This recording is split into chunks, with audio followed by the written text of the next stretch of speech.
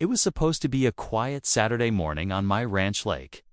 The water was calm, the air smelled fresh after last night's rain, and I had my fishing rod in hand, ready to enjoy the peace I'd worked so hard to earn. But just as I was settling into the moment, I noticed movement on the far side of the dock. A golf cart came rolling up the gravel path, the kind the HOA uses when they want to make a statement. Sitting in it were two security guards I'd never seen before, both wearing sunglasses even though the sun was barely up. They parked right at the edge of my property line, and one of them called out, "Sir, we need you to step away from the lake immediately." I blinked, thinking maybe they had the wrong address. "This is my land," I told them, "and that's my dock. You can't just order me off my own lake." But they stood there, hands on their belts, like they were ready to enforce some rule they clearly thought they had. The funny thing is, I've dealt with the HOA before. I know their tricks, letters, fines, urgent notices slipped under the door. But this, sending security to physically tell me where I can and can't stand on my own property, that was a new one. I tried to keep calm, asking them what exactly I'd done wrong. They mumbled something about lake access violations and HOA policy, but couldn't tell me which rule I'd supposedly broken. My dog, Max, trotted over, sensing my tension, and the guards took a step back like he might lunge. Something about the whole scene felt off, like this wasn't just about fishing or lake access. I could tell there was more going on behind the scenes, and I was about to find out exactly why the HOA was suddenly so desperate to get me off my own dock. But what happened next made it clear they'd picked the wrong fight this time. I've owned this ranch for over a decade, and that lake has always been part of the property. When I bought the place, I made sure the deed included water rights. Back then, the HOA barely paid me any attention. They kept to their manicured lawns and community newsletters while I enjoyed my quiet corner away from their rules. But over the last year, things started changing. The HOA board got new leadership people who acted like they were running a private kingdom instead of a neighborhood. First, it was little things.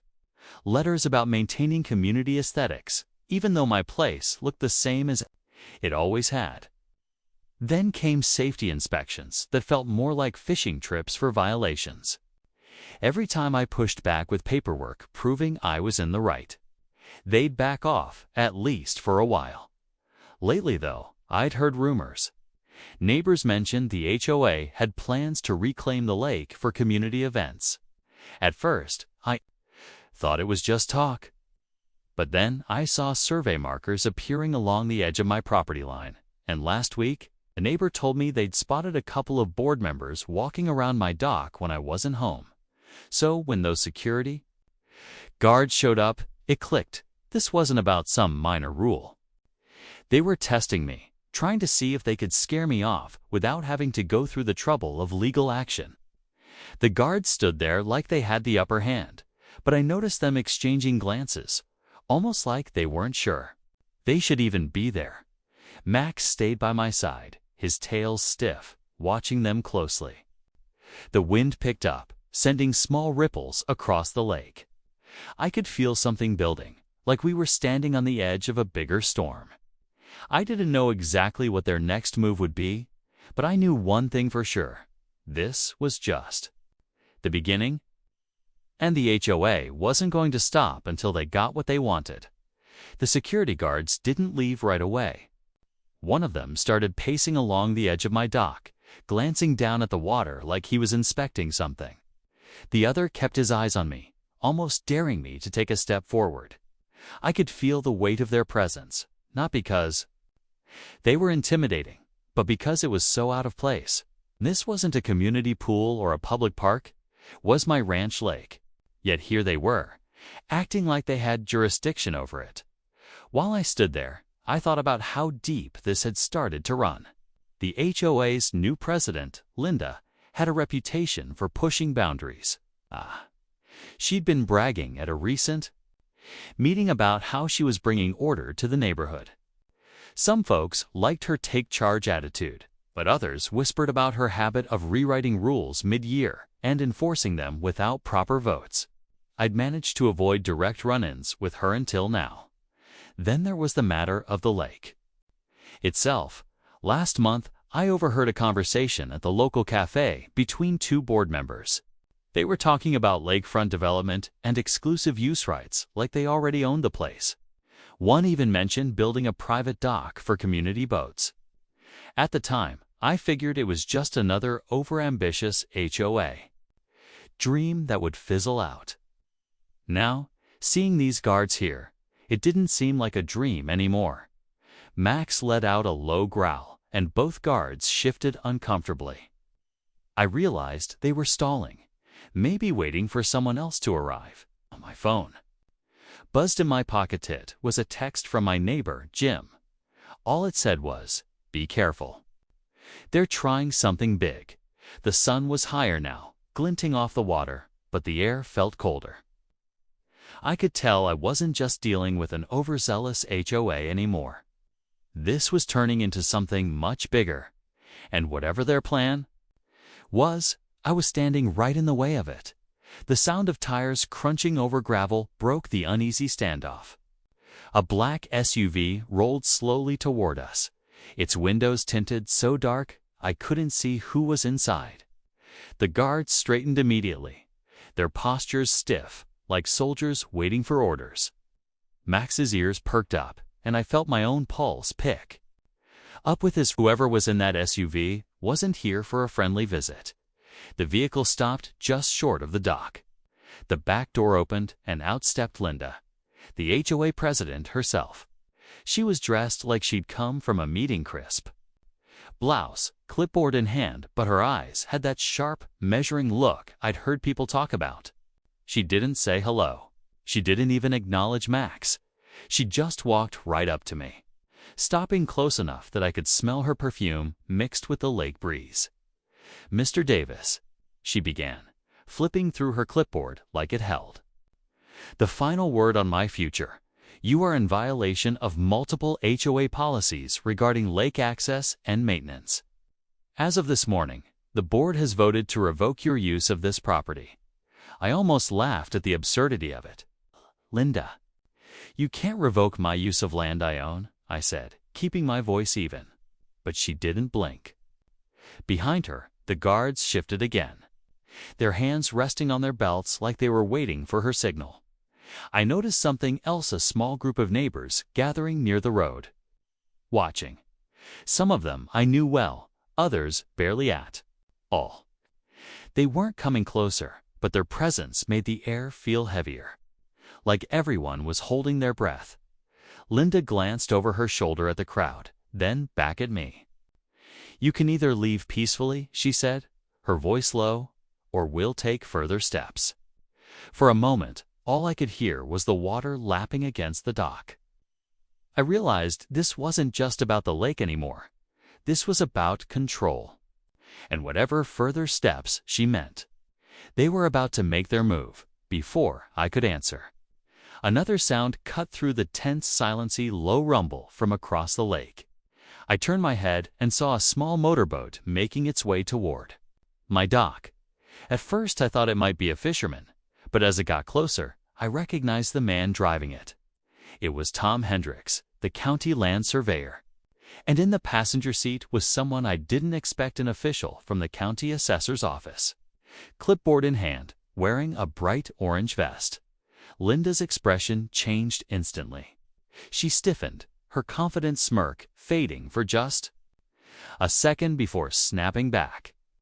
The guards exchanged quick glances, clearly not expecting this either. The boat pulled up to the dock, and Tom climbed out, his boots clunking on the wood. "Mr. Davis," he said loudly, looking between me, Linda, and the gathering crowd, "we need to discuss some irregularities with recent property line filings." Linda stepped forward fast. "This is a private HOA matter," she said sharply. But Tom shook his head. "Not if it involves county land records," he replied, his voice carrying enough that every neighbor heard it. The assessor handed me a folder. Inside were aerial photos, maps, and documents showing something that made my stomach tighten. The HOA had filed a boundary adjustment request that, if approved, would have cut my lake in half and reclassified part of it as community property. That explained the guards. This wasn't just intimidation. They'd been moving to physically take control before the paperwork was even settled. The crowd started whispering, some people pulling out their phones to record. Linda's jaw tightened. She turned to the guards and gave them a small nod, like she was signaling a backup plan. Max barked sharply, the sound echoing off the water. Whatever was about to happen next, I knew the confrontation wasn't over. In fact, it was about to get a lot more dangerous for both sides. Tom didn't waste time. He turned to the crowd and spoke loud enough for everyone to hear. These filings were submitted without the property owner's consent. That's illegal under county law. A ripple went through the neighbors, some gasping, others shaking their heads. I could see phones capturing every second. Linda tried to cut in, but Tom kept going. Not only that, but the survey markers the HOA placed last week are in the wrong location. This dock and the entire lake behind it are within Mr. Davis's deeded property lines. There's no community claim here. It felt like the tension snapped in half. Some of the neighbors actually started clapping.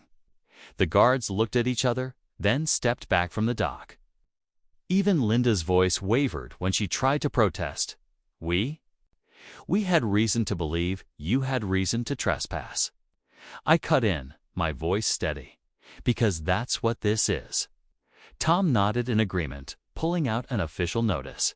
He handed it to me. The county is issuing a cease and desist order to the HOA. They are prohibited from interfering with your property moving forward. For a moment, Linda just stood there, her knuckles white around her clipboard. Then she turned sharply and started walking toward the SUV. The guards followed, and the crowd slowly began to disperse. It felt like the fight was finally over.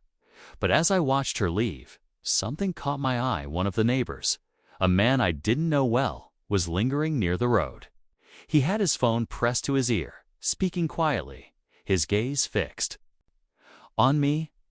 When our eyes met, he turned away too quickly, slipping into a car I didn't recognize. I couldn't shake the feeling that while this battle was won, another one was already brewing. The HOA might have backed down for now, but whatever that call was about, I had a hunch the real trouble hadn't even started yet. By the time the last neighbor drifted away, the lake had gone still again. The only sound was Max lapping water. From the edge of the dock, Tom stayed for a while, helping me pull up the survey markers the HOA had driven into the ground. It felt good, clearing those out, like taking back the space they'd tried to claim. He explained that the county had already been suspicious of the HOA's sudden filing. My neighbor Jim's anonymous tip earlier that morning had prompted them to send him out before the paperwork could be pushed through.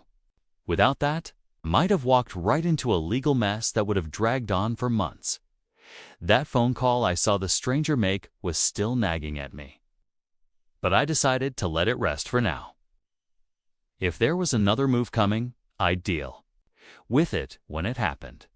For the first time in weeks, I could breathe without feeling like I was under someone's watch as the sun dipped lower. I sat on the dock with Max beside me, watching the light dance on the water. The fight with the HOA had been exhausting, but it also reminded me of something important. You don't stand your ground, someone else will take it for you. And in a world where lines can be moved with a pen or a whispered meeting, knowing your rights is just as important as defending them. I don't know if the HOA will ever try something like this again. Maybe they learned that I'm not the type to back down, or maybe they're already plotting their next plan. Either way, this lake is mine, and as long as I'm here, no board, no guards, and no sneaky paperwork will change that.